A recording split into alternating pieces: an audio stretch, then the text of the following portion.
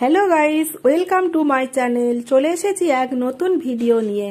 তো কিভাবে বানাবে অরেঞ্জ জুস তো আপনাদের সঙ্গে শেয়ার করব।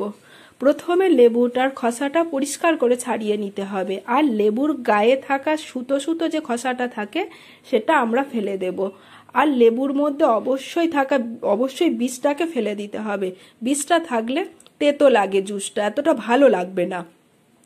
তো আমি এখানটায় দুটো অরেঞ্জকে জুস বানাবো।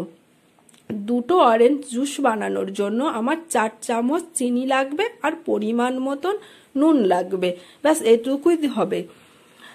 আর আপনারা এখানে নুন আর চিনির পরিমাণটা বাড়িয়ে বা কমিয়ে নিতে পারেন, কিন্তু আমার দুটো লেবুর জন্য 4 চামচ চিনিটা খুবই পারফেক্ট মনে হয়েছিল, আর নুনটাও ঠিকঠাক ছিল। আমরা এটা মিক্সিতে দিয়ে 2 মিনিট পেস্ট করব। পেস্ট করার পর আমরা এটা চা ছেঁকুনি দিয়ে ছেঁকে নেব। এখানে খোসাটা থাকার জন্য একটু অসুবিধে হবে, তো আপনারা চামচ দিয়ে হালকা করে পেস্ট করবে, তাহলে দেখবেন জুসটা খুব সহজেই পড়ে যাচ্ছে।